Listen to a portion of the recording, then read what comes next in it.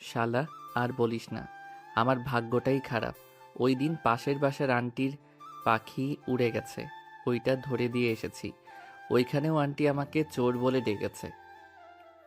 আজকে কলেজে আসার সময় একটা মেয়ে হাঁটতে হাঁটতে মাঝ রাস্তায় চলে গেছে, তাকে বাঁচিয়েছি। সেই মেয়ে বলে কিনা আমি লুচ্চা, আমি তার কোমরে ইচ্ছা করে হাত দিয়েছি। সে আমাকে 2 গালে 4টা চড় দিয়েছে, আমি তার ঠোঁটের স্পর্শ দিয়েছি। ব্যাস, খেল খতম, পয়সা হজম। তুই আগ বাড়িয়ে উপকার করতে যাস কেন? তোকে বারবার মানা করা সত্ত্বেও তুই উপকার করতে যাস। আচ্ছা বাদ দে এসব কথা, এখন মেয়েটা দেখতে কেমন সেটা একটু বল। সালা, তুই আর ভালো হলি না। আমি রাইসাকে এখনই বলতেছি, তুই যে অন্য মেয়ের দিকে তাকাস ড্যাব ড্যাব করে। জানিস ওই তো রাইসা আমার কথা কতটুকু বিশ্বাস করে। হয়েছে দোষ, আর বলতে হবে না। এখন চল ক্যান্টিনে গিয়ে তোর গালে কিছুক্ষণ বরফ ডলতে থাকি, তাহলে তোর গাল আরো ফুলে যাবে। হুম, চল যাই। মেঘ আর রাফি চলে গেল ক্যান্টিনে। চলুন এবার আমাদের নায়কের পরিচয় পর্বটা সেরেই ফেলি। আমাদের নায়কের নাম হচ্ছে মেঘ। এবার অনার্স 3য় বর্ষে পড়ে। তার বাবা বিখ্যাত বিজনেসম্যান। তারা 2 ভাই বোন। মেঘের পরিচয়টা তো এতটুকু থাক, আবার পরে জানতে পারবেন সবকিছু। মেঘ আর রাফি ক্যান্টিনে বসেই 2 গালে বরফ টলতেছে। এদিকে মায়া তার পরীক্ষা শেষ করে তার সব ফ্রেন্ডদের নিয়ে চলে আসলো ক্যান্টিনে। চেয়ারে বসতেই মায়ের বান্ধবী মারিয়া বলতে লাগলো, আচ্ছা মায়া, তুই কি কোনো দিনও শুধরাবি না? আমি প্রতিদিন তোকে ফোন দিয়ে ঘুম থেকে উঠিয়ে কলেজে আনি। আজকেও কতগুলো ফোন দিয়েছি, ঘুম থেকে তো উঠেছিস, তাহলে দেরি হলো কেন কলেজে আসতে? এই দিকে তো পরীক্ষায় ডাব্বা মেরে কান্না করবি। আর বলিস না মারিয়া, এক ছেলে রাস্তার মধ্যে আমার কোমর জড়িয়ে ধরেছিল। ওইখানে ছেলেটার গালে কয়েকটা চড় মারার পর যেই চলে আসতে যাব তখন ছেলেটা আমাকে টান মেরে তার বুকের সাথে লাগিয়ে জড়িয়ে ধরে লিপ কিস করেছে। ওই ছেলেকে যদি আর একবার পাই তাহলে আমি তাকে খুন করব। যা হবার হয়ে গেছে, এখন এসব ভুলে যা। কি খাবি বল? যা ইচ্ছা অর্ডার দে, তোরা যেটা খাবি আমিও সেটাই খাবো। ঠিক আছে, অর্ডার দিতেছি। মারিয়া 4 জনের জন্য কফি অর্ডার করে দিল। এইদিকে মেঘ তার গালে কিছুক্ষণ বরফ ডলার পর গালের ফোলাটা একটু কমলো। এটা দেখে রাফি বলতে লাগলো, মেঘ চল দোকান থেকে কিছু খেয়ে আসি, খুব ক্ষুধা লাগছে। শালা পেটুক কোথাকার, তাড়াতাড়ি চল গিয়ে খেয়ে আসি, না খেলে তো আবার কান্না করবে তোর পেট। হা হা হা। এমনিতেই 5 জনের খাবার একলা সাবার করে দিস তুই। থাক, যাইতে হবে না, আমি কিছু খাবো না, তুই একাই গিয়ে খেয়ে আয়। আরে চল, আমি তো মজা করছিলাম তোর সাথে, তুই সিরিয়াসলি নিস কেন সব কিছু? তুই যা, আমি খাবো না কিছু। আচ্ছা তুই বস এইখানে, আমি গিয়ে আবার নিয়ে আসতেছি দুজনের জন্য। আর তুই এক কাজ কর, ইমন আর ইমতিয়াজকে ফোন দিয়ে বলে দে চলে আসার জন্য এইখানে। ঠিক আছে, তুই যা। মেঘ চলে আসলো দোকানের সাথে। মেঘকে দেখে দোকানের ছোট ছেলেটা বলতে লাগলো, কি মেঘ ভাইয়া, তোমার গালগুলা এত ফুলা ফুলা কেন? কোনো মেয়ে চুমা দিছে নাকি? রবিন, তুই পিচ্চি মানুষ, তুই এইসব বুঝবি না। একটা সিগারেট আর কফি দিয়ে আয় আমাদের টেবিলে। সিগারেটের কথা শুনে মায়া পিছনে তাকাতেই দেখে মেঘ দাঁড়িয়ে আছে। মেঘকে দেখে মায়া তো রেগে আবার আগুন হয়ে যায়। মায়ার এমন রাগান্বিত মুখ দেখে রাইসা বলতে লাগলো, আরে বান্ধবী, আবার কি হলো? এভাবে রেগে যাচ্ছিস কেন তুই? অবশেষে কিনা আমি এই সিগারেট খোরের চুম্মা খেলাম, ওয়াক থু থু। আজকে তো আমি এটাকে পুলিশে দেব। তোরা বস এইখানে। এই বলে মায়া চেয়ার থেকে উঠে মেঘের সামনে দাঁড়াতেই মেঘ তার মুখের ভেতরে থাকা সমস্ত সিগারেটের ধোঁয়া মায়ার মুখের ওপর ছেড়ে দিল।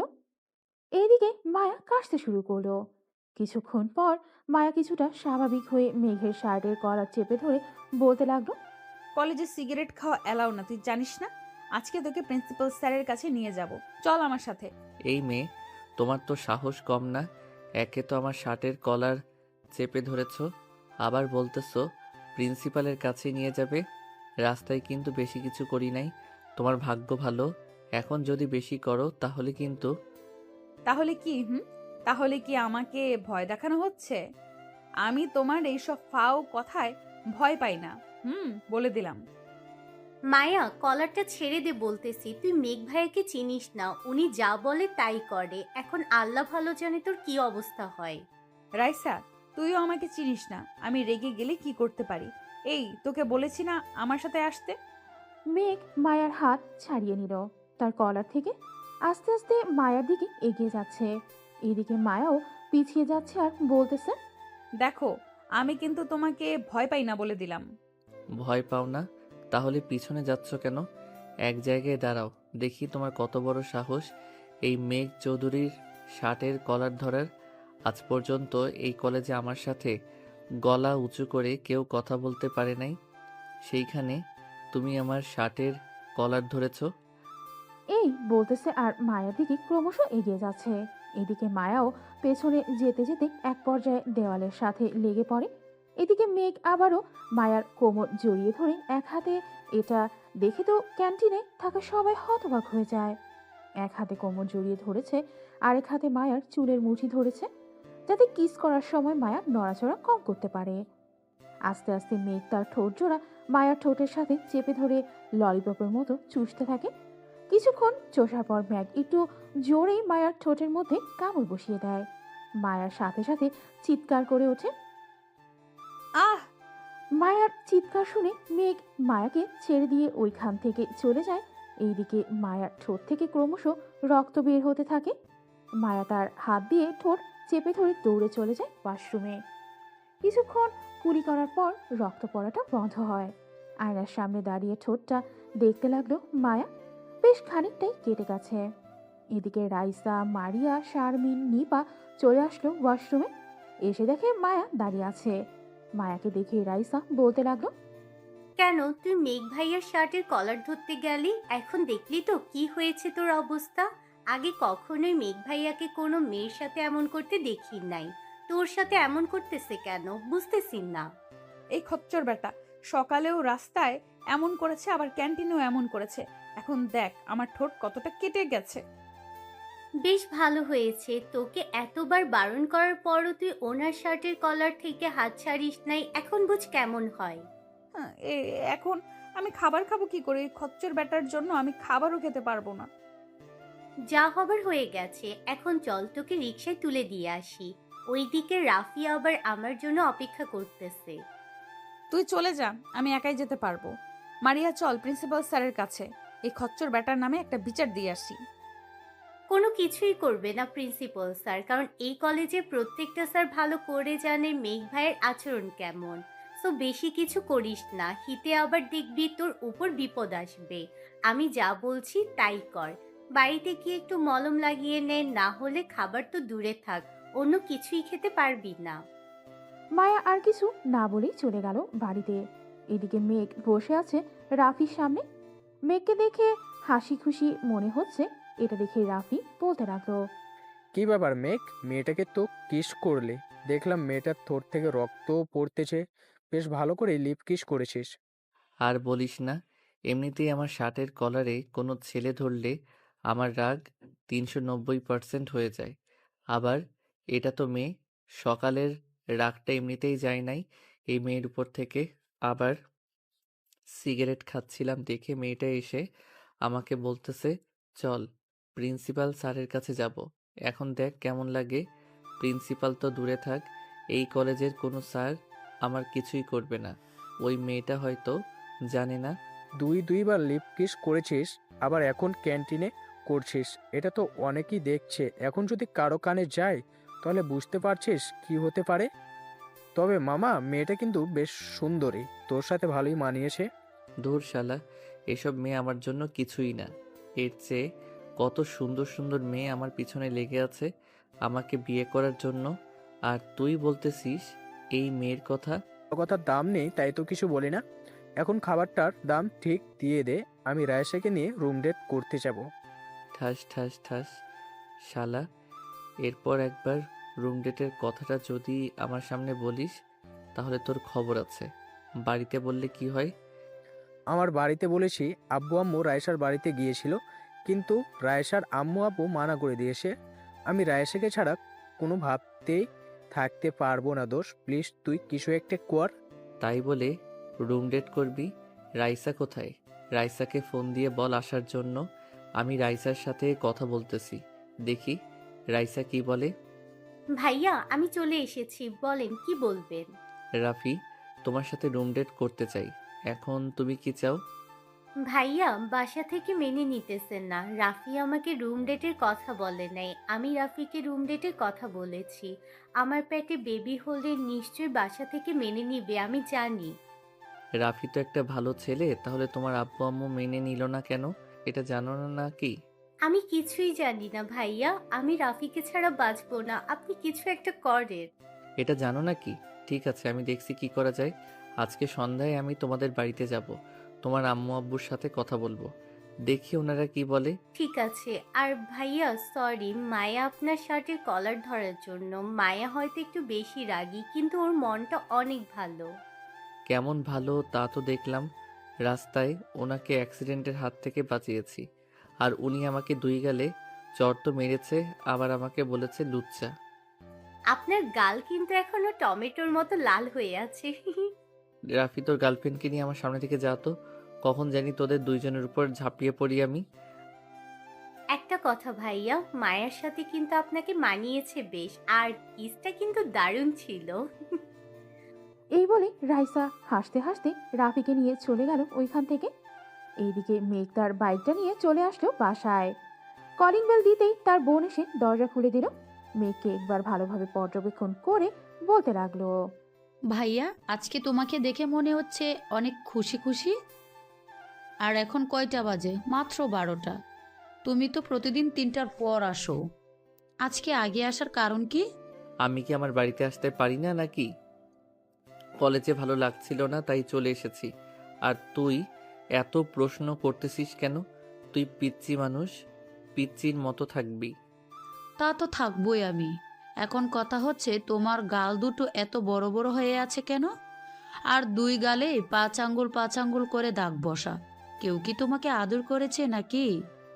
মার্জিয়া, এখন কিন্তু তোকে মারবো অনেক। তুই অনেক পাকা পাকা কথা বলতে শিখে গেছিস। ওরে আমার উত্তম পুরুষ, তুমি আমার কাছে যাই লুকাও না কেন, এই পিচ্চির চোখ ফাঁকি দিতে পারবে না কখনোই। আগে বলো, আমার ভাবি দেখতে কেমন? তোর আবার ভাবি আসলো কোথায় থেকে? যার ঠোঁটে লিপ কিস করেছো সেই তো আমার ভাবি, তাই না? এখন ফটাফট বলে ফেলো, আর না বললে তো নতুন সিরিয়াল আছেই। আব্বু, আব্বু, তুমি কোথায়? দেখে যাও ভাইয়া কি করেছে। এই মার্জিয়া, চুপ চুপ, ওই বলতেছি। এই তো লাইনে এসেছো, এখন বলে ফেলো ফটাফট। ওইটা তোর ভাবি না, জাস্ট মিস্টেক। তবে তোর ভাবি হলে মন্দ হয় না। মেয়েটা দেখতে অনেক সুন্দর, তোর মতোই কিউট আছে অনেক। হুম, তা চলবে। হুম, তাহলে চলবে। এখন যাও, ফ্রেশ হয়ে আসো। বাসায় কেউ নেই, আব্বু আম্মু অফিসে গেছে। আচ্ছা, তুই একটু বস, আমি ফ্রেশ হয়ে আসতেছি এখন। এই বলে মেঘ চলে গেল ফ্রেশ হতে। মার্জিয়া হচ্ছে মেঘের ছোট বোন, বয়স তার 13। মার্জিয়া বসে বসে গেম খেলতেছে ফোনে। বেশ কিছুক্ষণ পর মেঘ আসলো নিচে। দুইজন মিলে দুপুরের খাবার খেয়ে নিল। খাওয়া দাওয়া শেষ করে বসে টিভি দেখতেছে। এমন সময় মেঘের ফোনটা বেজে উঠল। তাকিয়ে দেখে রাফি ফোন দিয়েছে। কলটা রিসিভ করতে ওই পাশ থেকে রাফি বলতে লাগলো, মেঘ কোথায় যাচ্ছিস? একটু নদীর পাড়ে আয় তো, সবাই এসেছে এখানে। আচ্ছা, আমি আসতেছি, 10 মিনিট অপেক্ষা কর। এই বলে মেঘ ফোনটা কেটে দিয়ে মার্জিয়াকে বলে চলে গেল বাহিরে। বাইকটা নিয়ে সোজা চলে আসলো নদীর পাড়ে। এসে দেখে সবাই বসে আছে। সবাইকে দেখে মেঘ বলতে লাগলো, কি ব্যাপার, সবাই এইখানে বসে আছো যে? কলেজে কোনো সমস্যা হয়েছে নাকি? না ভাই, তেমন কোনো সমস্যা হয়নি। তবে আমাদের কলেজের সবাই বলতেছে যে একটু ঘুরতে যাবে। এখন আমরা তো আর আপনাকে না বলে কিছু ব্যবস্থা করতে পারি না। তাই আপনার রাফি ভাইকে ফোন দিয়ে বলেছিলাম, উনি আমাদের এইখানে ডেকেছে। এখন ট্যুরে যাবে তোমরা সবাই? জি ভাই। আচ্ছা, তোমরা কতজন আছো এখানে, বা কতজন যেতে চাও আমাকে একটু জানিয়ে দিও। আমি সেই হিসাবে একটা বাস না হয় ভাড়া করে দিব। ভাই আমাদের পুরো কলেজ যাবে। আমরা প্রিন্সিপাল স্যারকে বলেছি, উনি বলেছে আপনার সাথে কথা বলার জন্য। আজকে রাতে যদি সিদ্ধান্ত দেন তাহলে আমাদের কলেজের একটা গ্রুপ আছে, ওইখানে একটা পোস্ট করব। যারা যারা যাবে তারা সবাই ইনবক্স করবে। আমরা তাদের নাম নিয়ে একটা লিস্ট তৈরি করে ফেলবো। তাহলে তো ভালোই হয়। তো তোমরা লিস্ট তৈরি করো, রাত 1টায় বা 2টায় আমাকে জানিয়ে দিবে, পরে আমি সেই হিসেবে টিকিট কাটবো। আর একটা কথা ছিল ভাই, আর কি কথা? যা যা বলা দরকার তা তো বলেই দিয়েছো। আসলে ভাই আমাদের গার্লফ্রেন্ডদের সিটটা একসাথে দিলে একটু ভালো হতো। এখন আপনি যা বলেন তাই হবে। ও আচ্ছা, এই ব্যাপার তোমাদের। তাহলে তো যাওয়া যাবে না। আমার তো গার্লফ্রেন্ড নেই, আমি একা কার সাথে যাব? ভাই প্লিজ এমন করবেন না। আমরা না হয় ওই মায়াকে আপনার সাথে দিয়ে দিব। আজকে যেই মেয়েকে আপনি ক্যান্টিনে লিপ কিস করছেন তাকে। ভাই তোমরা যাও, আমি যাব না, আমি ব্যবস্থা করে দিতেছি। আরে এমন করিস কেন?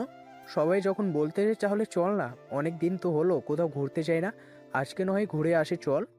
ঠিক আছে, তবে আমি ওই মেয়ের সাথে বসবো না, অন্য কোথাও বসবো। ঠিক আছে, যেখানে ইচ্ছা ওইখানে বসে পড়িস, আমরা আমাদের জায়গা পাইলেই চলে। এখন তোমরা গ্রুপ পোস্ট করে দাও, রাতে জানিয়ে দিব আমাদের, তাহলেই হলো। ঠিক আছে ভাই, এখন তাহলে আমরা যাই, গিয়ে লিস্ট তৈরি করি। আর ভাড়া কত করে নিব সবার কাছ থেকে? কোথায় যাবে এটাই তো সিলেক্ট করো নাই, তাহলে ভাড়া আমরা সিলেক্ট করব কিভাবে? মেঘ, তুই একটা জায়গার নাম বল যেখান থেকে ঘুরে আসি। আমাদের ট্যুরটা হবে 3 দিনের। রাতের দিকে সবাই বাসে উঠবো, সকালে পৌঁছে যাব সিলেট। সারাদিন ঘোরাঘুরি করে রাতে বাসে খাওয়া দাওয়া করে আবার রওনা দিব রাজবাড়ির উদ্দেশ্যে। ওইখানে থাকবো একদিন, পরের দিন সকালে আমরা রওনা দিব নীলক্ষা ইউনিয়নের দিকে। শুনেছি ওই জায়গাটা অনেক সুন্দর। সো তোমরা কি বলো? ঠিক আছে ভাই, এটাই ফাইনাল। তাহলে আমরা বাস ভাড়া 2000 করে ধরি। আচ্ছা এটাই ধরো, রাতে আমি গাড়ির ড্রাইভারদের সাথে কথা বলে দাম ফুরিয়ে নিব, পরে না হয় ভাড়া কমলে কমানো যাবে। সবাই চলে গেল। এইদিকে মেঘ, রাফি এবং এবং আরও কয়েকজন বন্ধুর সাথে আড্ডা দিয়ে চলে আসলো বাসায়। রাতে খাওয়া দাওয়া করে ফোন দিল ড্রাইভারকে। 5টা বাস ভাড়া করে নিল 5 লক্ষ টাকা দিয়ে। আরও 50,000 টাকা রাখলো শুধু রাতের খাবারের জন্য। রাত 2টা এমন সময় ফোন দিল সাইফুল। কলটা রিসিভ করতে মেঘ বলতে লাগলো, হ্যালো সাইফুল, সবার লিস্ট তৈরি করেছো তো? জি ভাই, সবার তৈরি করেছি। আপনি আবার ফোন দিয়ে বলেছিলেন 1500 করে নেওয়ার জন্য। এখন মোট 725 জন যাবে। মোট টাকা উঠেছে 10,87,500 টাকা। তাহলে তো আমাকে আরো 3টা বাস বলতে হবে। আচ্ছা আমি বলতেছি এখনই। তুমি গ্রুপে আরেকটা পোস্ট করে বলে দাও যে কালকে সন্ধ্যা 7টার মধ্যে সবাই কলেজে থাকতে। আমি গিয়ে সবার লিস্ট বলে দিব, তোমরা সবাই উঠে যাবে। ঠিক আছে ভাই। সাইফুল ফোনটা কেটে দিল। এদিকে মেঘ আর রাতে না জেগে ঘুমিয়ে গেল। সকাল 10টায় ঘুম ভাঙল মার্জিয়ার ডাকে। মেঘ উঠে ফ্রেশ হয়ে চলে গেল কলেজে। শিমুল গাছের নিচে দাঁড়িয়ে আছে মেঘ। এমন সময় দেখতে পেল মায়াকে গেট দিয়ে কলেজের ভেতর প্রবেশ করতেছে। এটা দেখে মেঘ রাইসাকে উদ্দেশ্য করে বলল, রাইসা তোমার বান্ধবী, ও কি যাবে আমাদের সাথে? জি ভাইয়া, আমি তো ভাবতেছি মায়াকে আপনার সাথে বসিয়ে দিব। এখন আপনি যদি চান। ঠিক আছে, তোর বান্ধবীকে আমার পাশেই বসিয়ে দিও, কোনো সমস্যা নেই। এখন তাকে ডাক দিয়ে জিজ্ঞাসা করো ঠোঁট কেমন আছে। ঠিক আছে, ডাক দিচ্ছি। রাইসা দৌড়ে গিয়ে মায়াকে ডেকে আনলো। এদিকে মায়া মেঘের পাশে দাঁড়াতেই মেঘ একবার মায়ের দিকে তাকিয়ে মুচকি হাসি দিয়ে প্রিন্সিপাল স্যারকে উদ্দেশ্য করে বলতে লাগলো, প্রিন্সিপাল স্যার, আমরা তো 3 দিনের ট্যুরে যাচ্ছি। আপনি সবাইকে ভালো করে বলে দেন যে যদি কোথাও কোনো বিপদ হয় তাহলে বলবেন, সাথে এই নাম্বারগুলোতে ফোন দিতে। সবাই নাম্বারগুলো তুলে ফেলেন। মেঘ, আমার মান সম্মানটা রেখো তুমি। এতজন ছাত্রছাত্রী নিয়ে যাইতেছি, যাতে কারো কোনো বিপদ না হয়, কারো কোনো সমস্যা না হয়। আপনি কোনো চিন্তা করবেন না স্যার, আপনারা তো যাইতেছেন আমাদের সাথে। প্রত্যেকটা বাসে 2জন করে স্যার আর 2জন করে ম্যাডাম থাকবেন। যদি কোনো সমস্যা হয় আমাকে ফোন দিতে বলবেন। এখন সবাই বাড়িতে চলে যাও, সবার সবকিছু গুছিয়ে 7টার মধ্যে চলে আসবে সবাই। আমরা 4টায় এইখানে থেকে গাড়ি ছাড়বো ইনশাল্লাহ। মেঘের কথা শুনে সবাই চলে গেল। সন্ধ্যা 6টা। মেঘ বসে আছে কলেজে। প্রত্যেক বাসে সিট নাম্বার আছে, ওই নাম্বারগুলো দিয়ে দিতেছে আর সবাইকে উঠাচ্ছে বাসে। সবাইকে উঠানো শেষ হতেই মেঘও বাসে উঠে পড়ল। সকলকে পানির বোতল আর বিরিয়ানির প্যাকেট দিয়ে দিল। এদিকে মেঘ মায়ার পাশের সিটে বসতেই মায়া দাঁড়িয়ে গেল আর বলতে লাগলো, অন্য কোথাও জায়গা নেই, সো চুপচাপ বসে খাবার খান। আর কালকের জন্য সরি, আমি ইচ্ছে করে আপনাকে ওইভাবে কিস করতে চাই নাই। হয়েছে, আর কিচ্ছু বলতে হবে না। আমার ঠোঁট তো কেটেই ফেলেছেন, এখন আমি খাবারও খেতে পারছি না। বিরিয়ানিটা কোনো রকমে খেয়ে নেন, আর এই বেগে আপনার জন্য কিছু চিপস আর আপনার কিছু পছন্দের জিনিস আছে। তার মানে আপনি ইচ্ছে করে আমাকে আপনার পাশে বসিয়েছেন? আপনাকে ইচ্ছে করে বসিয়েছি, সমস্যা হলে বলেন, আমি দাঁড়িয়ে দাঁড়িয়ে যাব। আমার সমস্যা আছে, আপনি দাঁড়িয়ে দাঁড়িয়ে যান। মেঘ আর কোনো কথা না বলেই সিট থেকে উঠে দাঁড়িয়ে গেল। উপরে হ্যাঙ্গারে হাত দিয়ে দাঁড়িয়ে আছে আর এইদিকে বাস চলতেছে তার আপন মনে। কয়েক ঘন্টা চলে গেল, কিন্তু মায়া এখনো বলে নাই যে মেঘকে তার সিটে বসতে। রাত প্রায় 2টা, মেঘ এখনো দাঁড়িয়ে আছে আর সবাই ঘুমাচ্ছে। মায়াও ঘুমাচ্ছে। জানালাটা হালকা খোলা থাকার কারণে বাতাসটা মায়ার মুখের উপর এসে পড়তেছে। মায়ার চুলগুলো এলোমেলো হয়ে তার মুখের উপরে এসে পড়েছে। এটা দেখে মেঘ আস্তে আস্তে মায়ার মুখের চুলগুলো সরিয়ে দিতেই মায়া পড়ে উঠল। আর কষ্ট করতে হবে না, বসে থাকেন সিটে। মায়ার মুখের কথা শুনে মুখ থতমত খেয়ে গেল আর বলতে লাগলো, আপনি এখনো ঘুমান নাই? আমি জানি তো আপনি এমন করবেন, তাই আর ঘুমাই নাই। বসে পড়েন, আর কষ্ট করতে হবে না, অনেক কষ্ট করেছেন। মেঘ বসে পড়ল মায়ার পাশের সিটে। বেশ কিছুক্ষণ পর মায়াও ঘুমিয়ে গেল। এদিকে মেঘ এক দৃষ্টিতে তাকিয়ে আছে মায়ার দিকে। বাতাসে মায়ার চুলগুলো উঠতেছে। জ্যোৎস্না মাখা চাঁদের আলো মায়ার মুখের ওপরে পড়তেই আরো বেশি সুন্দর লাগছে মায়াকে। মেঘ আস্তে আস্তে মায়ার ঠোঁটের দিকে ক্রমশ এগিয়ে যাচ্ছে।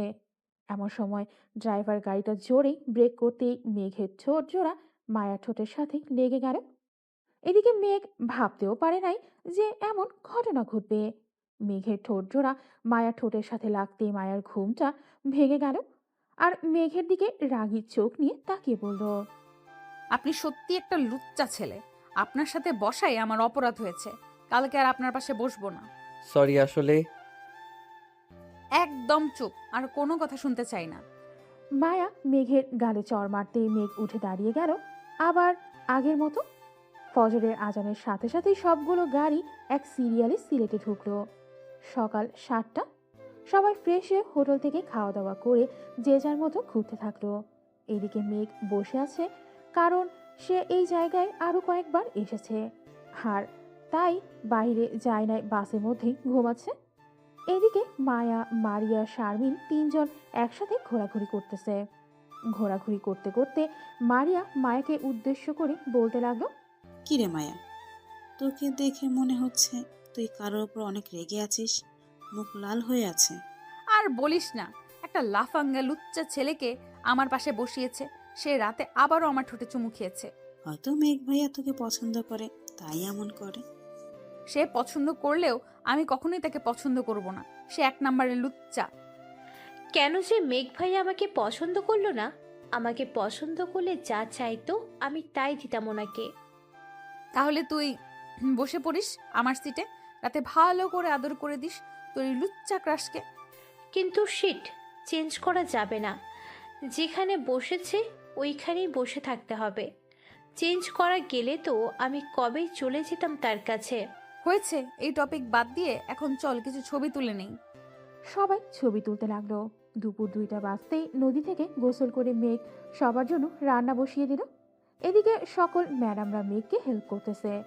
6টার মধ্যেই রান্না শেষ হতেই সবাই বাসে বসে পড়ল।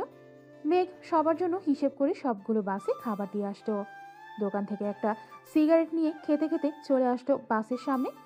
প্রিন্সিপাল স্যারকে বলে মেঘ চলে গেল 4 নাম্বার বাসে, কারণ আজকে আর মায়ার সাথে বসবে না। মেঘকে না দেখতে পেয়ে রাইসা বলতে লাগলো, কি রে মায়া, মেঘ ভাইয়া আসলো না যে? তুই কি ওনাকে কিছু বলেছিস কি? আমি কি বলতে যাব, আমি কিছুই বলি নাই। আর উনি কোথায় আমিও জানি না। প্রিন্সিপাল স্যার, মেঘ ভাইয়া তো এখনো আসেন নাই, বাস তো ছেড়ে দিচ্ছে। মেঘ 4 নাম্বার বাসে আছে। মায়া তোমার পাশে বসবে আয়শা। ঠিক আছে স্যার। রাতে সবাই খাওয়া দাওয়া শেষে বসে আছে।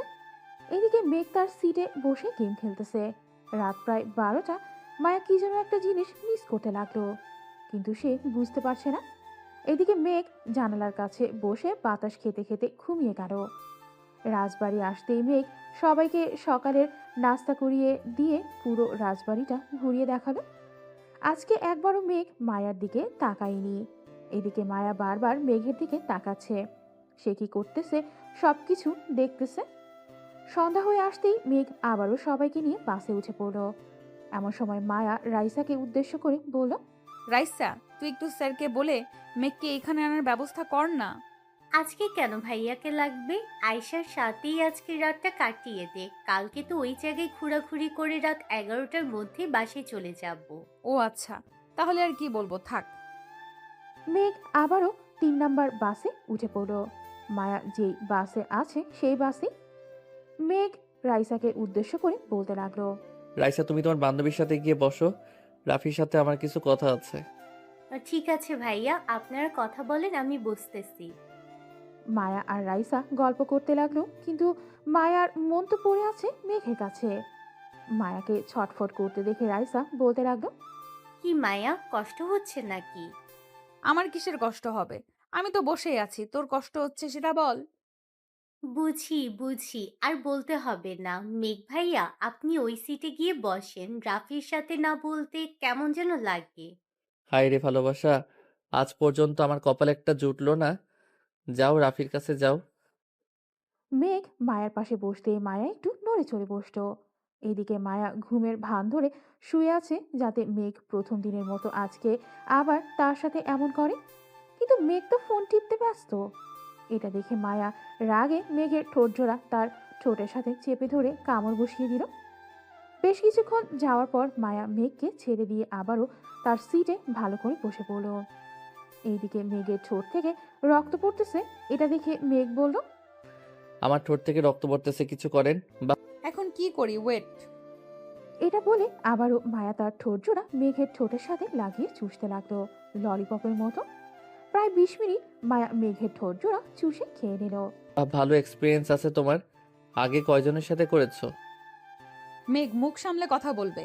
একমাত্র তোমার সাথে ছাড়া আমার এই শরীর কেউ স্পর্শ করতে পারে নাই। ও আচ্ছা, এখন আমি ঘুমাবো তোমার বুকে। এইভাবে কিভাবে ঘুমাবে? আর কেউ দেখলে কি বলবে? কেউ কিছুই বলবে না, এখন ঘুমাতে দাও। মেঘ মায়ার বুকের সাথে মাথাটা ঠেকিয়ে বলতে লাগলো। তুমি আজকে পরো নাই ওটা? মেঘের মুখ থেকে এই কথা শুনে মায়া লজ্জায় পড়ে গেল। কি বলবে বুঝতে পারছে না।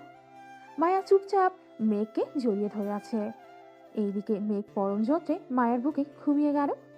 ফজরের আজান দিতেই মায়ার ডাকে ঘুম ভাঙল মেঘের। মেঘ, ফজরের আজান দিতেছে, উঠো। উঠতেছে, একটা চুমু দাও। মায়া মেঘের পুরো মুখে অনেকগুলো কিস করলো। ফজরের আজান দিতে গাড়ি এসে নীলক্ষা ইউনিয়নের জায়গায় থামলো। সবাই সকালের সূর্যোদয় দেখলো। মেঘ বিভিন্ন জায়গায় ঘুরিয়ে ঘুরিয়ে দেখাতে লাগলো সবাইকে। দেখা দেখি শেষ করে দুপুরে খাবার খেয়ে আবার উঠে পড়লো বাসে। রাত 9টা বাজতেই গাড়ি এসে থামলো আজিমপুর কলেজ গেটের সামনে। মেঘ সবার সিট নাম্বারগুলো নিয়ে সবাইকে গাড়িতে উঠিয়ে দিল, যাতে সবাই বাড়িতে চলে যেতে পারে। ড্রাইভারদের 6,25,000 টাকা দিয়ে দিল মেঘ। মেঘ, এখন বাসায় যা, বাকি যা টাকা থাকবে কালকে হিসাব করে সবাইকে দিয়ে দেওয়া হবে, কি বলিস? আমিও এটাই ভাবতেছি, তবে প্রিন্সিপাল স্যারের সাথে কালকে কথা বলে নেই। উনি কি বলে তাও তো শুনতে হবে, তাই না? চল, তোকে বাড়িতে দিয়ে আমি ওই দিক দিয়ে চলে যাব। তোর যেতে হবে না, আমি একাই যেতে পারবো, তুই যা। মেঘ চলে গেল বাসায়। ফ্রেশ হয়ে রাতে খাওয়া দাওয়া করে বসে আছে সোফায়।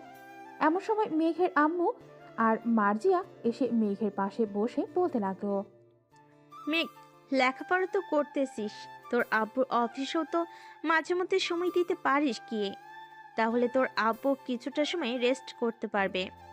আম্মু, এই বছরটা শেষ হোক, নতুন বছর থেকে আমি দেখাশোনা করব। আর মার্জিয়া, রাত হয়েছে অনেক, ঘুমাতে যা। আর একটু পর ঘুমাবো, তুমি ঘুমাতে যাও।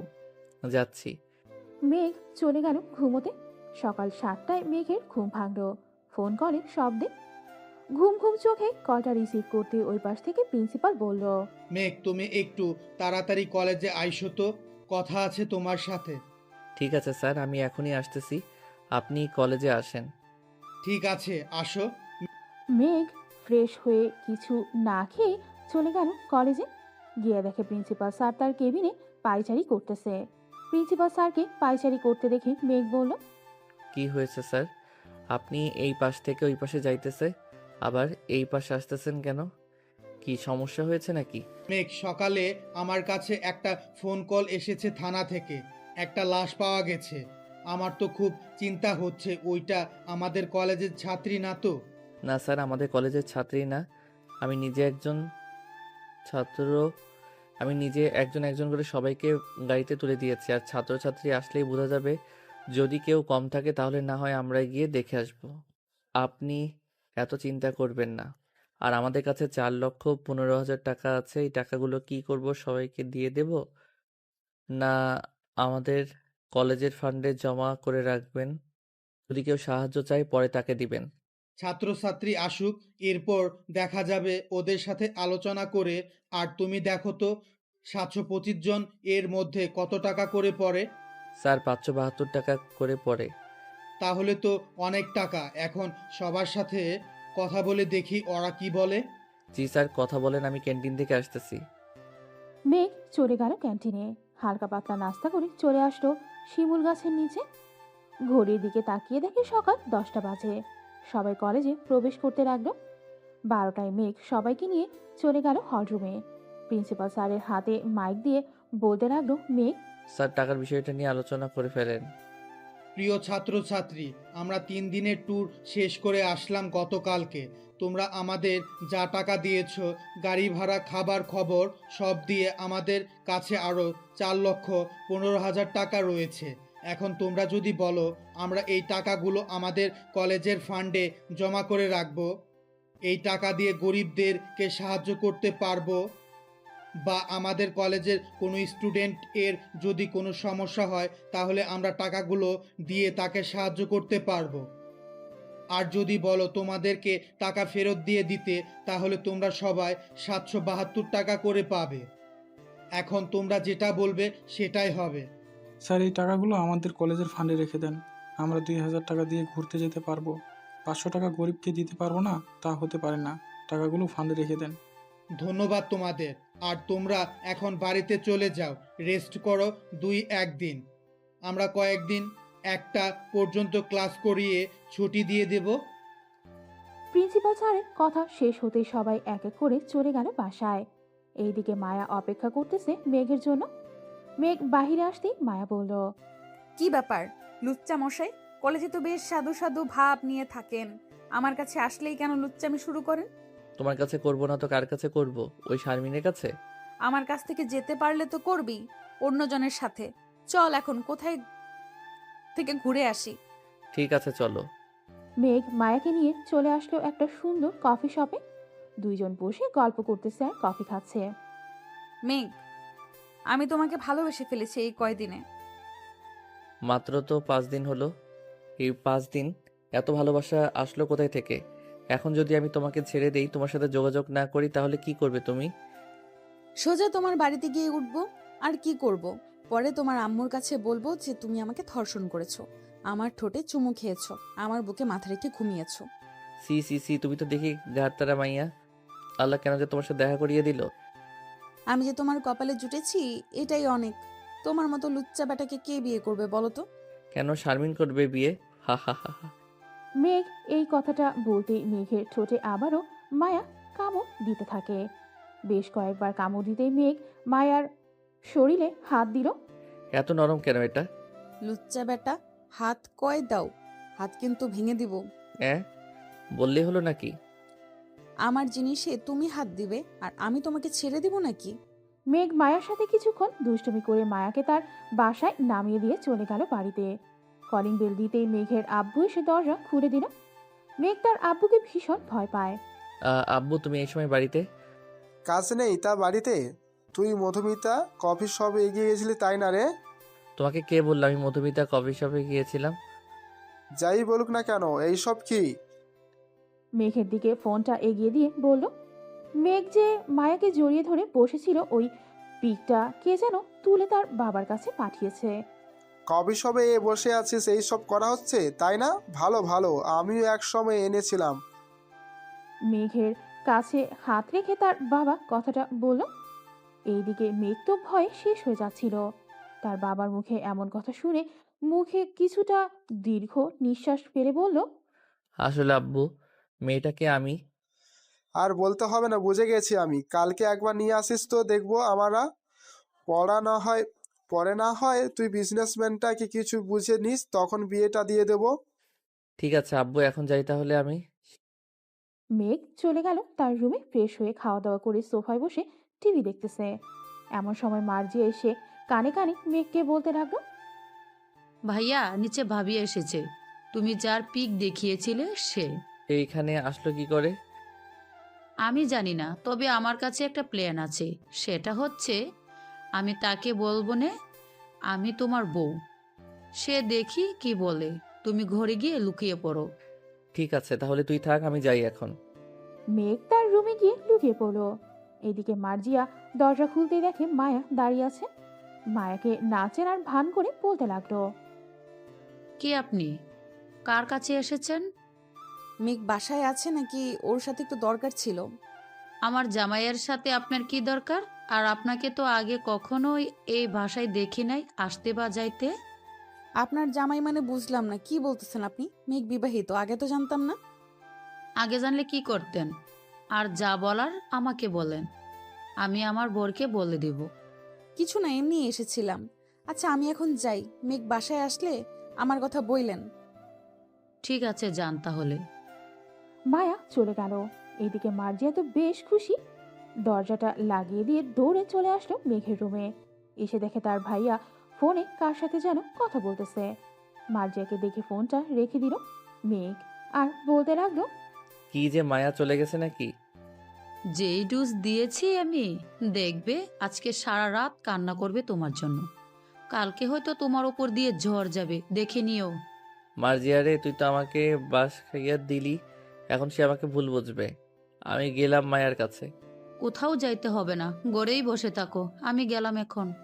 মার্জিয়া তার ভাইয়ার রুম থেকে বের হওয়ার সময় দরজাটা লাগিয়ে দিয়ে যায়, যাতে তার ভাইয়া ঘর থেকে বের না হতে পারে। এদিকে মায়া তার বাড়িতে এসে দরজাটা লাগিয়ে দিয়ে কান্না করতে লাগলো। এদিকে মায়ার আম্মু হঠাৎ তার মেয়ের এমন পরিবর্তন দেখে বেশ অবাক হলো। মায়ার রুমের দরজার সামনে এসে দাঁড়িয়ে বলতে লাগলো, কি হয়েছে মায়া? হঠাৎ বাহির থেকে এসে দরজা লাগিয়ে দিলি কেন? দরজা খোল মা। কি হয়েছে আমাকে বল, না বললে সমাধান করব কিভাবে? যাও তো এখান থেকে, আমাকে বিরক্ত করবে না বলে দিলাম। মায়ার কথা শুনে মনিরা বেগম চলে গেল নিচে। এইদিকে মায়া বালিশে মুখ গুজে কান্না করতেছে আর বলতেছে, আমাকে কেন ধোকা দিলে মেঘ? আমি কখনোই তোমার কাছে এমনটা আশা করি নাই। তোমার বউ থাকা সত্ত্বেও কেন তুমি আমার সাথে এমনটা করলে? আমি যে থাকতে পারছি না তোমাকে ছাড়া। মায়া কথাগুলো বলতেছে বালিশে মুখ গুজে। এদিকে মায়ার ফোন ক্রমশ বেজেই যাচ্ছে, কিন্তু মায়া ফোন তুলতেছে না। এটা দেখে মেঘ বেশ ঘাবড়ে যায়। রাইসার নাম্বারটা বের করে ফোন দিল রাইসাকে। কয়েকবার রিং হতেই রাইসা ফোনটা রিসিভ করলো। হ্যালো রাইসা, তুমি তাড়াতাড়ি মায়াদের বাড়িতে যাও। মায়া আমার ফোন তুলছে মায়া আমার ফোন তুলতেছে না। কেন ভাইয়া, কি হয়েছে? সারাদিন তো ভালোই ছিল, হঠাৎ মায়া এমন করছে কেন? তুমি যাও মায়াদের বাড়িতে, গেলেই মায়া সব বলবে হয়তো তোমাকে। ঠিক আছে ভাইয়া, আমি যাইতেছি এখনই। রাইসা ফোনটা কেটে দিয়ে রেডি হয়ে চলে গেল মায়াদের বাড়িতে। কলিং বেল দিতে মায়ের আম্মু এসে দরজা খুলে দিল। রাইসাকে দেখে মায়ের আম্মু বলতে লাগলো, রাইসা, একটু দেখো তো মায়া কেন কান্না করতেছে। আমি কিছুক্ষণ ডেকে এসেছি, কিন্তু দরজা খুলতেছে না। আবার কিছু হয়ে যায় নাই তো মায়ার? কিছুই হবে না আন্টি, আমি যাইতেছি এখনই। এই বলে রাইসা চলে আসলো মায়ার রুমের সামনে। দরজায় কয়েকবার ঠকঠক করতেই মায়ার রাগে বিছানা থেকে উঠে দরজা খুলে দেখে রাইসা দাঁড়িয়ে আছে। রাইসাকে দেখে মায়া জড়িয়ে ধরল। এদিকে মায়া কান্না করতে করতে তার চোখ মুখ ফুলে গেছে। আরে পাগলি মেয়ে, কি হয়েছে? কান্না করতেছিস কেন? রাইসা, মেঘ আমার সাথে চিটারি করেছে। ওর ঘরে বউ থাকা সত্ত্বেও আমার সাথে এইসব করেছে। কি হয়েছে আমাকে সবকিছু খুলে বল তো। তুই না বললে আমি বুঝবো কি করে কি হয়েছে। মায়া সবকিছু বলে দিল রাইসাকে। এদিকে রাইসা সবকিছু শুনে তো হাসতে হাসতে শেষ। তোর কথা শুনে আমার তো মনে হচ্ছে মাটিতে কিছুক্ষণ গড়াগড়ি করে কিছুক্ষণ হাসাহাসি করলি। তুই এইভাবে হাসছিস কেন? এখন কিন্তু আমার অনেক রাগ হচ্ছে। আরে যে তোকে বলেছে মেঘের বউ, ওইটা হচ্ছে মেঘের ছোট বোন, খুব পাকা পাকা কথা বলে। একদিন তো আমার সাথেও এমন করেছে। তার মানে ওইটা মেঘের ছোট বোন? ওইটা মেঘের ছোট বোন। ওই দেখ, মেঘ আমাকে সব বলেছে ভয়েস করে। এভাবে কান্না করে নাকি কেউ? চোখ মুখ ফুলিয়ে ফেলেছিস, যা ফ্রেশ হয়ে আয়। আসতেছি। তুই একটু বস, তোর সাথে কথা আছে। ওরা ভাই বোন যখন আমার সাথে গেম খেলেছে, আমরা দুইজনও তাদের সাথে গেম খেলবো। ঠিক আছে, যা ফ্রেশ হয়ে আয়, আমি বসে আছি। মায়া চলে গেল ফ্রেশ হতে। ফ্রেশ হয়ে বাহিরে এসে দুইজন একটা প্ল্যান করলো। দুইজন কি প্ল্যান করলো এটা না হয় আমরা পরেই জানতে পারবো। গল্পের সাথেই থাকুন। এখন যাই তাহলে। মায়া, তুই প্ল্যান মোতাবেক চলে আসিস। ঠিক আছে রাইসা। রাইসা চলে গেল তার বাড়িতে। এদিকে মায়া খাওয়া দাওয়া করে তার রুমে এসে কিছু ড্রেস একটা ব্যাগে ভরে নিল। এদিকে মনিরা বেগম মায়ার রুমের সামনে আসতেই দেখে মায়া ব্যাগ গোছাচ্ছে। এটা দেখে মনিরা বেগম বলতে লাগলো, কি রে মায়া, কি হয়েছে? তুই ব্যাগ গুছাচ্ছিস কেন? কোথাও যাবি নাকি? আম্মু, তোমার মেয়ের জামাইকে আনতে যাচ্ছি। তোমার মেয়ের জামাই আমাকে খুব কাঁদিয়েছে, তাই আমিও তোমার মেয়ের জামাইকে কাঁদাতে চাই। যা করবি বুঝে শুনে করবি, কিন্তু হিতে আবার বিপরীত না হয়। ঠিক আছে আম্মু, তুমি আব্বুকে বলে রেখো যাতে আমার জন্য চিন্তা না করে। আমি কিছুদিন পরেই চলে আসব। আমার সাথে প্রতিদিন একবার হলেও এসে দেখা করে যাস। ঠিক আছে আম্মু। আর তুমি বড় খালাকে বলো আমাদের বাসায় আসতে। কিছুদিন না হয় থেকে যাক, ওনারা তো বলেছিল আসবে। আমি ফোন দিয়ে দেখি তোর খালা কি বলে। এখন ঘুমিয়ে পড়। ঠিক আছে আম্মু। মনিরা বেগম চলে গেল। এদিকে মায়া সবগুলো গোছগাছ করে ঘুমিয়ে গেল। সকাল 6টায় মায়ের ঘুম ভাঙল রিংটনের শব্দে। বিছানা থেকে উঠে তাড়াতাড়ি ফ্রেশ হয়ে খাওয়া দাওয়া করে চলে আসলো রাইসাদের বাসায়। রাইসা, দোয়া করিস যাতে আমার প্ল্যানটা সাকসেসফুল হয়। দুই ভাই বোনকে এমন শিক্ষা দিব, এই জন্মে কেন পরের জন্মেও আমার সাথে লাগতে আসবে না। এখন যাও, মেঘদের বাসে 10টা বেজে গেছে, নয়তো দুজনে বেরিয়ে গেছে। মেঘদের বাসে গিয়ে ফোন দিবি আমাকে। ঠিক আছে, যাই রে তাহলে। মায়া চলে গেল মেঘদের বাসায়। কলিং বেল দিতে মেঘের আম্মু এসে দরজা খুলে দিল। মায়াকে দেখে বলতে লাগলো, এই মেয়ে, কে তুমি? এখানে কি করো? আম্মু, আমি আপনার ছেলের গার্লফ্রেন্ড। আমার নাম মায়া। আজ থেকে আমি এই বাড়িতেই থাকবো। আপনার ছেলে আর মেয়ে মিলে কালকে আমাকে অনেক কাঁদিয়েছে, এখন আমি দুজনকে কাঁদাবো। যাক, একজন পাইলাম আমার মেয়ে আর ছেলেকে কন্ট্রোল করার মতো। ভিতরে আসো মা। মায়া ভেতরে চলে গেল। মায়াকে মার্জিয়ার রুমটা দেখিয়ে দিল মেঘের আম্মু। মায়া ফ্রেশ হয়ে নিচে এসে চলে আসলো। শাশুড়ি আর বৌমা বসে বসে সিরিয়াল দেখতেছে। এইদিকে মেঘ কলেজে অপেক্ষা করতেছে মায়ার জন্য। বেলা 11টা বেজে গেছে, কিন্তু মায়া এখনো আসতেছে না দেখে মেঘ রাইসাকে বলতে লাগলো, রাইসা, আজকে মায়া আসলো না যে? বাসায় কোনো সমস্যা হয়েছে নাকি? না তো, বাসায় তো সবকিছু ঠিকঠাকই আছে। মায়ের জ্বর এসেছে, তাই হয়তো আসে নাই। চিন্তা করবেন না, কালকে হয়তো আসবে।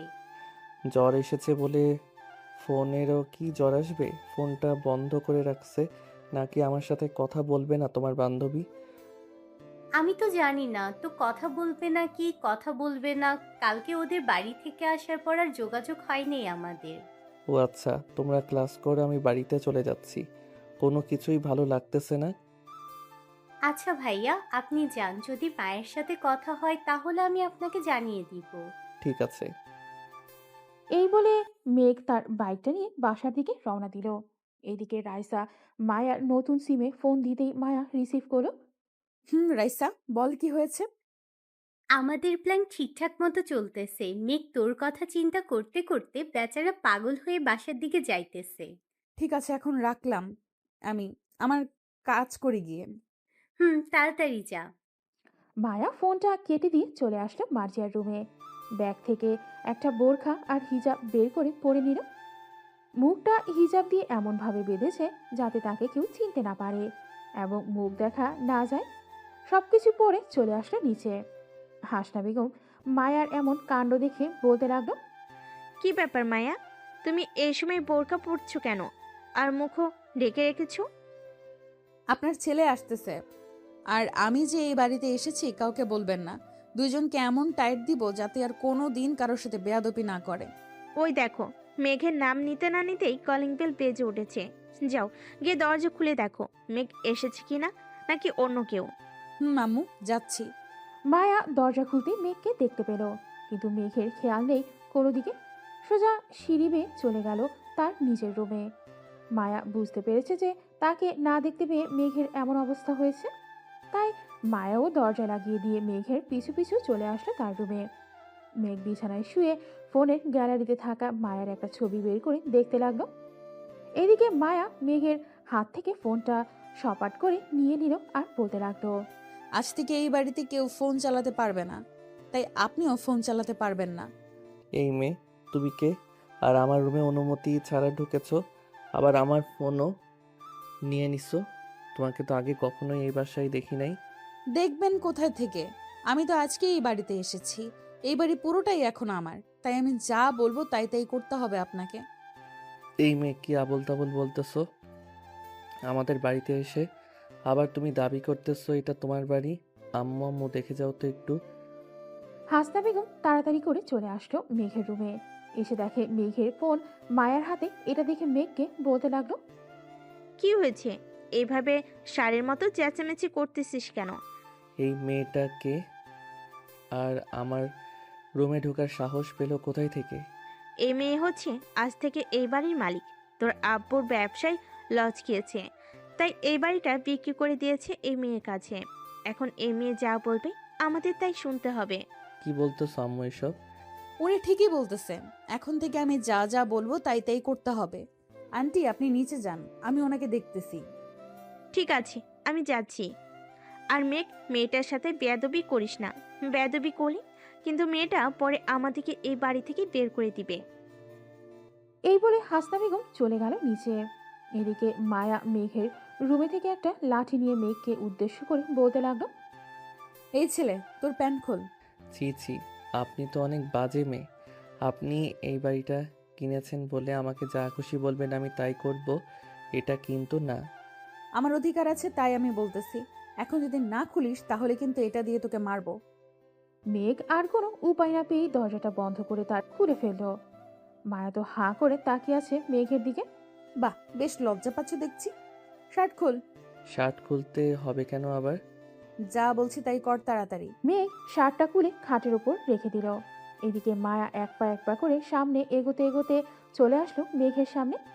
মেঘকে জড়িয়ে ধরতে মায়া কিছুটা উত্তেজিত হয়ে বলল। এদিকে মেঘ কি করবে বুঝে উঠতে পারছে না। বেশ কিছুক্ষণ জড়িয়ে ধরার পর মায়া ছেড়ে দিয়ে বলতে লাগলো, এই শার্টটা পরে ফেল। আপনি তো আমার সব দেখে ফেলেছেন, আবার আমাকে জড়িয়েও ধরেছেন। কি বললি তুই, কুত্তা? সরি, আর বলবো না, আমার ভুল হয়েছে। মেঘ এক দৌড়ে চলে গেল ওয়াশরুমে। এদিকে মায়া আর দাঁড়িয়ে না থেকে মেঘের ফোনটা নিয়ে চলে আসলো নিচে। মেঘকে দেখে হাসনা বেগম বলতে লাগলেন, যাক, তুমি পারবে আমার ছেলে আর মেয়েকে সাহায্য করতে। কি রান্না করব বলো? আপনার রান্না করতে হবে না, আজ থেকে আমি রান্না করব। আপনি কি খাবেন এটা বলেন। তুমি যেটা বানাতে পারো ওইটাই রান্না করো গিয়ে। দেখি আমার বৌমার হাতের রান্নাটা কত ভালো। ঠিক আছে, তবে শ্বশুর মশাইকে দেখছি না, উনি কোথায় গেছে? উনি অস্ট্রেলিয়াতে গেছেন 3 দিনের জন্য, মঙ্গলবার চলে আসবে। ও আচ্ছা, আপনি একটু আসেন, আমাকে দেখিয়ে দিয়ে যান কোথায় কি কি আছে। ঠিক আছে, চলো তোমাকে দেখিয়ে দিয়ে আসি। মায়াকে সব দেখিয়ে দিল হাসনা বেগম। এদিকে মায়া ফ্রিজ থেকে সবকিছু বের করে রান্না করতে শুরু করলো। দুপুর 2টা বাজতেই কলিং বেল বেজে উঠল। মায়া গিয়ে দরজা খুলতেই দেখতে পেল মার্জিয়া দাঁড়িয়ে আছে। মার্জিয়াকে দেখে মায়া বলতে লাগলো, কি ব্যাপার মার্জিয়া আক্তার, স্কুল শেষ করে এসেছো তাই না? এতক্ষণ তোমার জন্যই অপেক্ষা করছিলাম। ভেতরে আসো, ভেতরে আসো। আপনাকে তো চিনলাম না, আপনি কে? ধরে নিতে পারো আজ থেকে আমি এই বাড়ির মহারানী। এখন থেকে তোমরা আমার প্রজা। আম্মু, আম্মু, এই মেয়েটা কে? আমাকে এইসব বলতেছে কেন? আজ থেকে উনি এই বাড়ির মালিক।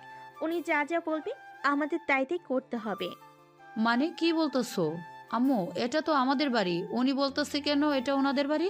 উনি এই বাড়িটা কিনে ফেলেছে, তাই এটা ওনার বাড়ি, আমাদেরকে থাকতে দিয়েছে। ভাইয়া, ভাইয়া, আম্মু এসব কি বলতেছে? উনি নাকি আমাদের থেকে এই বাড়ি কিনে নিয়েছে। আব্বু ব্যবসায় লস খেয়ে এই বাড়িটা বিক্রি করে দিয়েছে, তাই আর কি আমাদের ওনার কথা মানতে হবে। মার্জিয়া আর কিছু না বলে চলে গেল তার রুমে। এদিকে মায়াও মার্জিয়ার পিছু পিছু চলে আসলো রুমে। মায়াকে দেখে মার্জিয়া বলতে লাগলো, আপনি আবার এই রুমে এসেছেন কেন? এটা আমার রুম। আজ থেকে এটা আমার রুম, তুমি পাশের রুমে চলে যাও। আমি এই রুম থেকে যাব না। থাকতে হলে দুজন থাকবো, আর আমাকে থাকতে না দিলে এই রুমে কেউ থাকতে পারবে না। ঠিক আছে, তাহলে দুইজন এই রুমেই থাকবো। আপনার নাম কি, আর আপনাকে কি বলে ডাকবো আমি? আমার নাম সুমাইয়া, আজ থেকে আমাকে ভাবি বলে ডাকবে তুমি। আমার ভাইয়া কি আপনাকে বিয়ে করেছে যে আমি আপনাকে ভাবি বলে ডাকবো? বিয়ে করতে কতক্ষণ? আমি চাইলে আজকেই বিয়ে করতে পারবো। সো আমার সাথে বেশি কথা বলবে না, যাও ফ্রেশ হয়ে আসো, খাবার খাবে। আপনি তো মেয়ে, তাহলে মুখ ডেকে রেখেছেন কেন? হিজাবটা খুলে ফেলেন, আমি আপনাকে দেখব। আমাকে দেখতে হবে না, যখন সময় হবে তখন ঠিক দেখতে পারবে। এখন যা বলতেছি তাই করো, তাড়াতাড়ি খাবার খেতে আসো তোমার ভাইকে নিয়ে।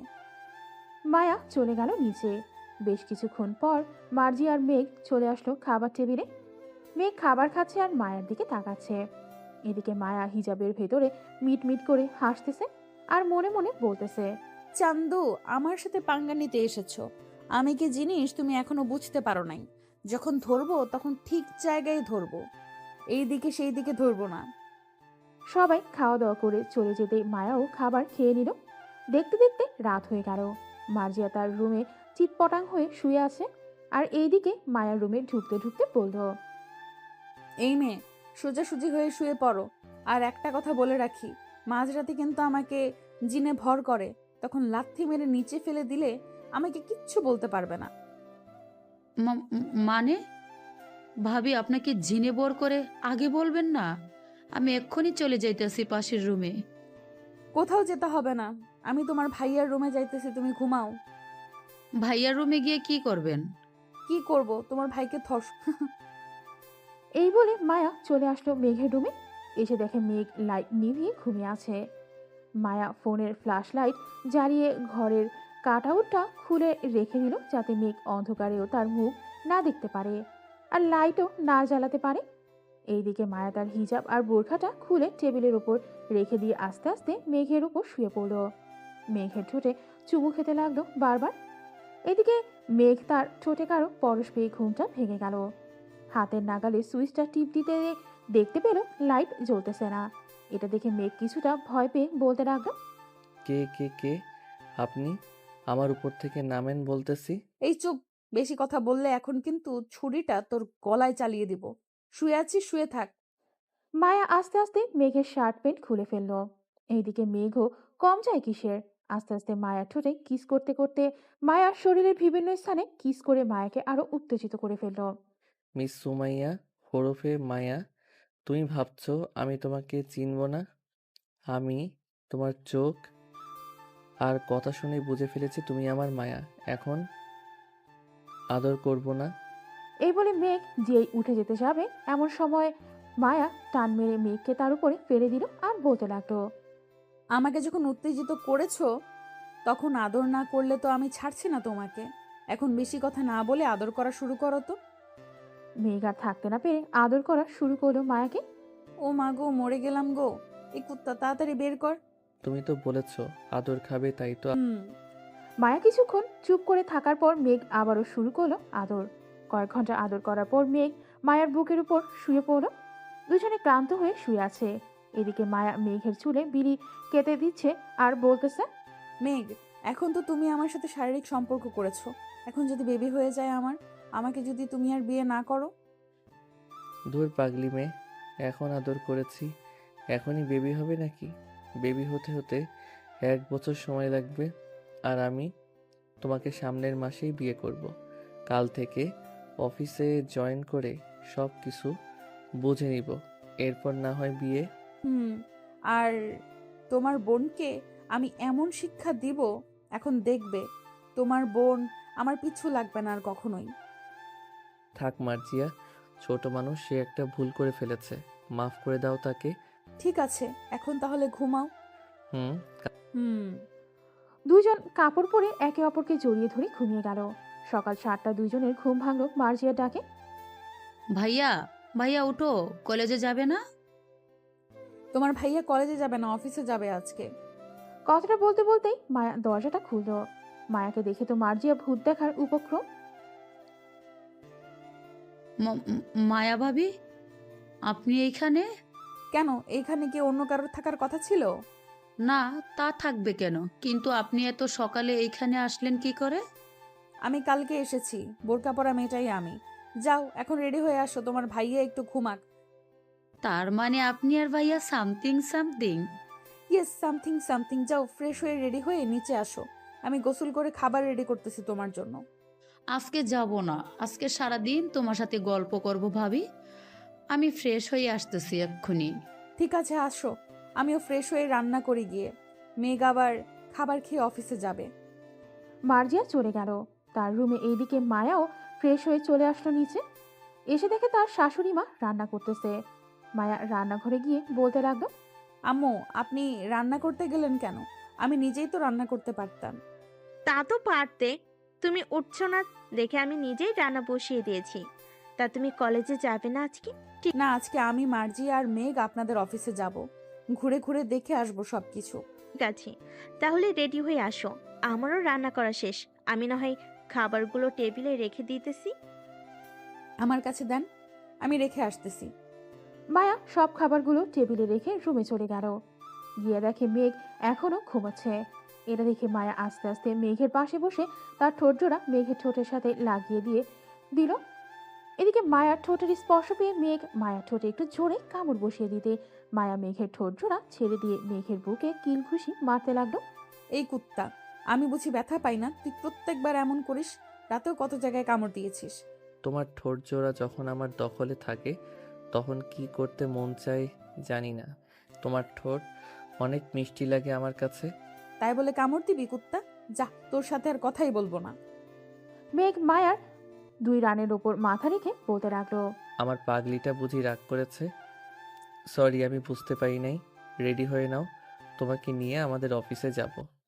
মার্জিয়া ও যাবে আমাদের সাথে। ঠিক আছে, তুমি রেডি হও, আমি ফ্রেশ হয়ে আসিতেছি। মেঘ চলে গেল ওয়াশরুমে। ফ্রেশ হয়ে রেডি হয়ে সবাই চলে আসলো নিচে, খাওয়া দাওয়া করতেছে। এমন সময় কলিং বেল বেজে উঠল। আম্মু আপনারা খাবার খান, আমি দেখে আসতেছি কে এসেছে। মায়া দরজা খুলতেই দেখতে পেল একটা ভদ্রলোক দাঁড়িয়ে আছে, হাতে একটা বড় ব্রিফকেস। কে আপনি? মানে কি বলতেছো? আমার বাড়িতে এসে আমাকে বলতেছে কে আপনি? তার আগে বলো তুমি কে, এইখানে কি করো? আমি এই বাড়ির বউ। ভাবি, এটা আমার আব্বু। মার্জিয়ার মুখে এটা শুনে মায়া জিভে কামড় বসিয়ে দিয়ে বলতে লাগলো, সরি শ্বশুর আব্বা, আমি বুঝতে পারি নাই। মেঘ, তুই যে বিয়ে করেছিস আমাকে একবার বলার প্রয়োজন মনে করলি না? আমি 2 দিন বাড়িতে নেই আর এইখানে তারা আনন্দ করতেছিস। আব্বু আমরা এখনো বিয়ে করি নাই, আপনি এসেছেন এখন 2 পরিবার কথা বলে আমাদের বিয়ে না হয় ঠিক করবেন। তার আগে মেঘ আপনার ব্যবসা বাণিজ্য একটু সামলে নেক। মেঘ, আজকে একটু অফিসে থেকে ঘুরে আসিস তো, ম্যানেজার তোকে সব কিছু বুঝিয়ে দেবে। আমি কয়েকদিন রেস্ট করি, শরীরটা ভালো যাচ্ছে না রে দিন দিন। ঠিক আছে আব্বু। মেঘ খাওয়া দাওয়া করে মার্জিয়া আর মায়াকে নিয়ে চলে গেল অফিসে। 3 জন ঘোরাঘুরি করে অফিসটা দেখে নিল। মেঘ তার বাবার কেবিনে বসে আছে। এমন সময় ম্যানেজার আসলো। স্যার, আসতে পারি? আসুন। আজ থেকে আপনার আন্ডারে যতগুলো অফিস আছে সবগুলো আমি দেখাশোনা করব। কোথায় কি হচ্ছে, কি লাগবে কি না লাগবে, A to Z আমাকে বলবেন। ঠিক আছে স্যার, বলবো। এই নেন, ফাইলগুলো একটু দেখে সাইন করে দেন। আজকে কয়েকজন বিদেশি ক্লায়েন্ট আসবে, ওদের সাথে আপনাকে একটা মিটিং করতে হবে। ঠিক আছে, তা করব। কয়টার সময় মিটিং হবে? বিকেল 5টার সময় মিটিং হবে। এটা খুবই গুরুত্বপূর্ণ মিটিং। ধরে নিতে পারেন ওদের সাথে ডিল হলে আমাদের অফিসের ডাকনাম হবে। ওদের সাথে আমরা 10 বছরে একটা ডিল করতে পারবো। ঠিক আছে, আমি 5টার আগেই এইখানে থাকবো। যা যা দরকার সব কিছু রেখে দিয়েন। ঠিক আছে স্যার, আরেকটা কথা, মার্জিয়া ম্যামের সাথে আরেকটা মেয়েকে দেখলাম, ওনাকে তো চিনলাম না। উনি আমার ওয়াইফ, তবে এখনও আমাদের বিয়ে হয় নাই। কিছুদিনের মধ্যে বিয়ে হয়ে যাবে। ও আচ্ছা। ম্যানেজার আর কিছু না বলে চলে গেল ওইখান থেকে। এদিকে মেঘ ফাইলগুলো দেখে সাইন করে দিল। বেশ কিছুক্ষণ পর মায়া আর মার্জিয়া আসলো। তোমাদের অফিসটা তো আমাদের অফিসের চেয়ে সুন্দর, বেশ ভালো করে ডেকোরেশন করেছে, আবার অনেক পরিষ্কার পরিচ্ছন্নও আছে। তা তো থাকবেই, চৌধুরী গ্রুপ অফ কোম্পানি, এটা পরিষ্কার না থাকলে চলবে নাকি? তা এখন কি বাসায় চলে যাবে নাকি আরো কাজ আছে তোমার? তোমরা বাসায় চলে যাও, আমার আরও কয়েকটা অফিসে যেতে হবে। রাতে বাড়িতে ফেরার সময় তোমাদের জন্য ফুচকা নিয়ে যাব। ঠিক আছে, চলো মার্জিয়া, আমরা চলে যাই। ভাবি চলেন। মায়া আর মার্জিয়া চলে গেল বাসায়। এদিকে মেঘ আরও কয়েকটা অফিস ঘোরাঘুরি করে চলে আসলো আরেক অফিসে, যেখানে মিটিং হবে। ঘড়ির দিকে তাকিয়ে দেখে বিকাল 4:45 বাজে। মেঘ মিটিং রুমে বসে বসে ফোন টিপতেছে। এমন সময় ভিতরে প্রবেশ করলো কয়েকজন লোক। মেঘ তাদের দেখেই তো অবাক। আঙ্কেল, রাফসান তোরা এখানে?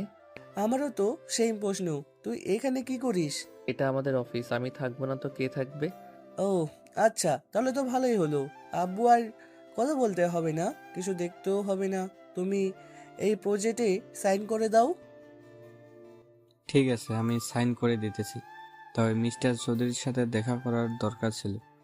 আমার মেয়েকে ওনার ছেলের বউ করার প্রস্তাব দিতাম। আঙ্কেল, আমার বউ আছে, আপনি প্রস্তাব দিলে কিছুই হবে না। ও আচ্ছা, তাহলে আর প্রস্তাব দিয়ে কি করব? তোমার আব্বুর সাথে দেখা করাবে না আমাকে? চলেন। ম্যানেজার আঙ্কেল, উনি প্রজেক্টে সাইন করে দিয়েছে, সবার আগে ওনার প্রজেক্টের কাজ শুরু করেন। জি স্যার, ওনার প্রজেক্টের জন্য আমি সকল মেশিন খালি রেখেছি, এখনই স্টার্ট করে দিতেছি ওনার প্রজেক্টের কাজ। তাই করেন। মেঘ রাফসান আর তার আব্বুকে নিয়ে চলে আসলো বাসায়। কলিং বেল দিতেই মার্জিয়া এসে দরজা খুলে দিল। এইদিকে হাসিব চৌধুরী বসে আছে সোফায়। রাফসান এবং তার আব্বুকে দেখে চমকে গেল আর বলতে লাগলো, কি রে সজীব, তুই এইখানে, তাও আবার এত বছর পর? রে বন্ধু, আমি একটা প্রজেক্টের কাজ দেখতে এসেছিলাম, পরে দেখি তোর কোম্পানিতে আমার প্রজেক্ট এর কাজ হবে, তাই বেশি কিছু না ভেবে সাইন করে দিয়ে তোকে দেখতে আসলাম। তা ভাবি কোথায়? ভালো, আসেন আপনারা। আলহামদুলিল্লাহ ভালো আছি। ভাবি, আপনি কেমন আছেন? আমিও আলহামদুলিল্লাহ ভালো আছি। মায়া, ওনাদের জন্য চা বানিয়ে আনো। জি আম্মু, আনতেছি। তা তোর মেয়ে তো দেখি বেশ বড় হয়ে গেছে, বিয়ে শাদী কি দিবি না কি? দিব তো, হাত পায়ে তো লম্বা হয়ে গেছে, কিন্তু বয়স তো এখনো কম, আর পড়াশোনা করতেছে, আর কয়েকদিন বছর যাক, এরপরে না হয় বিয়ে দিব। কিছু মনে না করলে তোর মেয়েকে আমার ছেলের সাথে বিয়ে দিবি? আমিও মার্জিয়ার মতো একটা মেয়ে খুঁজছিলাম।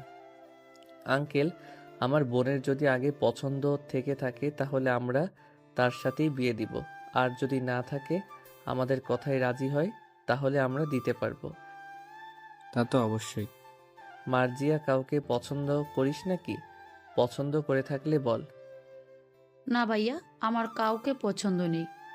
আপনারা যার সাথে বিয়ে দিবেন আমি সেইখানেই খুশি থাকব। ঠিক আছে, রুমে যা তুই। মায়া সবাইকে চা বানিয়ে দিল। এদিকে সবাই কথা বলতেছে। রাতে খাওয়া দাওয়া শেষ করে রাফসানকে একটা রুম দেখিয়ে দিল। মায়া, তোমার আব্বু আম্মুকে খবর দাও, বলো কালকে আসার জন্য। আমি আম্মু আব্বুকে বলেছি, ওনারা কালকে আসবে বলেছে। তাহলে তো ভালোই হলো, আমাদের বিয়ের ডেটটা ঠিক করে ফেলবে। এই আজকে প্লিজ কিছু করো না, আমার শরীরটা অনেক খারাপ। ঠিক আছে। আচ্ছা, আমাদের কয়টা বেবি হবে? একটা নাকি দুইটা? আমাদের 2টা বেবি হবে, ডুয়েট বেবি হবে তোমার। একজনের নাম রাখবো মরিয়ম, আরেকজনের নাম রাখবো মাহিম। তুমি এত কনফিডেন্স নিয়ে কিভাবে বলতেছো যে আমাদের 2টা বেবি হবে? জানি না, তবে আমার মন বলতেছে যে 2টা বেবি হবে, তাই আমি তোমাকে বললাম। ও আচ্ছা, এখন ঘুমাও, অনেক রাত হয়েছে তো। মেঘ মায়াকে জড়িয়ে ধরে ঘুমিয়ে গেল। সকাল 6টা। মায়া সবার আগে উঠে রান্না বসিয়ে দিল, কারণ বাসায় এমনিতেও মেহমান আছে, আবার তার আব্বু আম্মু আসবে।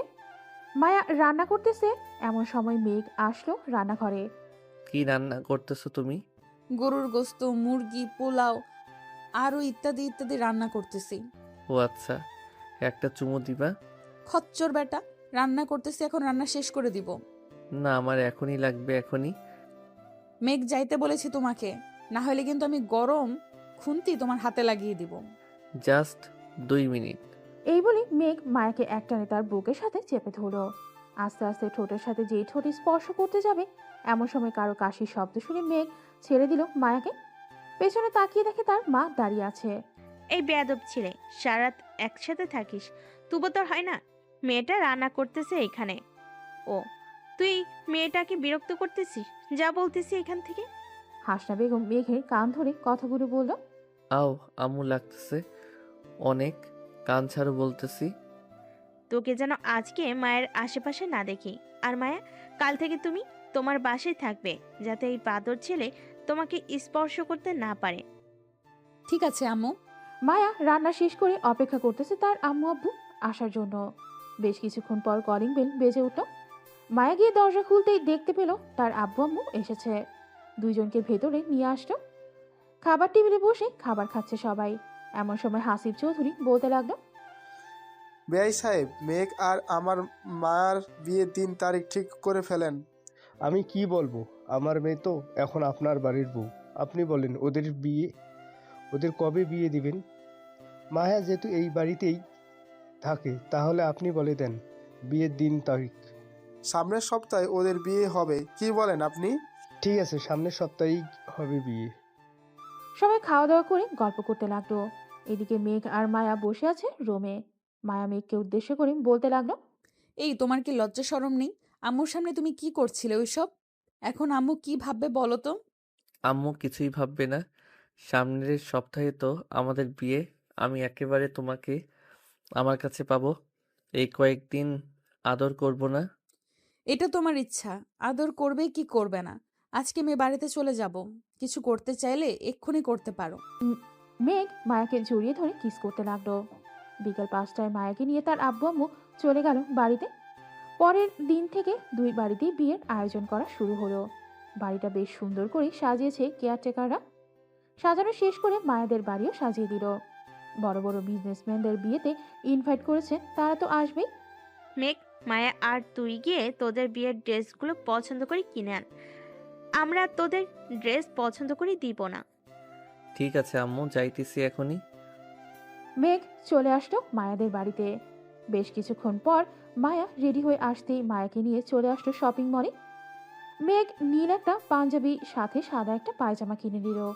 মেঘ, এখন নীল গ্রাউন্ড বা লেহেঙ্গা কোথা থেকে পাই?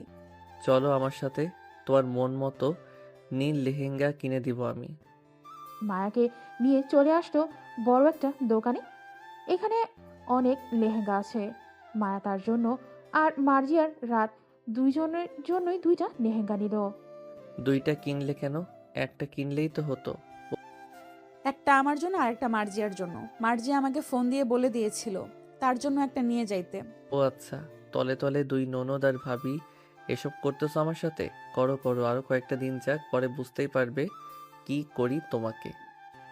দেখা যাবে কি করতে পারো তুমি আমার। মেঘ শপিং করে চলে আসলো বাসায়। দেখতে দেখতে কেটে গেল 7টা দিন।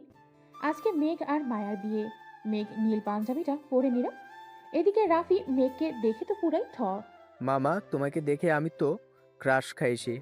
মায়া ভাবি তো পুরো দেখে অজ্ঞান হয়ে যাবে। দোষ শালা, মায়ের পছন্দেই এই ড্রেস কিনেছি। এখন কি এখানে দাঁড়িয়ে থাকবি নাকি আমার সাথে যাবি বিয়েতে? চল তাড়াতাড়ি যাই। মেঘ তার বন্ধু বান্ধবদের নিয়ে চলে আসলো বিয়ে বাড়িতে। খাওয়া দাওয়া শেষ করার পর কাজে এসে মেঘ আর মায়ার বিয়েটা পড়িয়ে দিয়ে চলে গেল। সমস্ত নিয়ম কানুন মেনে মেঘ আর মায়াকে বিদায় দিয়ে দিল তার আব্বু আম্মু। মায়া গাড়িতে বসে কান্না করতেছে আর মেঘ একটা টিস্যু পেপার মায়ের হাতে দিয়ে বলতেছে, কান্না করো না জান, এখন কান্না করলে বাসর রাতে যখন বিড়াল মারবো তখন কি করবে? তাই চুপচাপ বসে থাকো। তোকে তো আমি খুন করব কুত্তা, দেখে নিস। মায়াকে নিয়ে চলে আসলো বাসায়। সবাই বরণ করে মায়াকে ঘরে তুলে নিল। এদিকে মেঘ তার বন্ধুদের নিয়ে চলে আসলো ছাদে। বসে বসে আড্ডা দিতেছে। এমন সময় রাইসা হাতে একটা বিয়ারের বোতল নিয়ে এসে মেঘের হাতে তুলে দিয়ে বলল, মেঘ, নামাজ আদায় করে তুই। আর একটু পরে যাব, এখনো 12টা বাজে না। তো কি হয়েছে? ভালোর জন্য বলতেছি, তাড়াতাড়ি যা। আজকে আমার বান্ধবীকে কান্না করাতে হবে কিন্তু তোর। তোর বান্ধবী আগেই কান্না করে দিয়েছে, এখন এটা নিয়ে আমাদের দ্বিতীয় বাসর হবে। যাই এখন।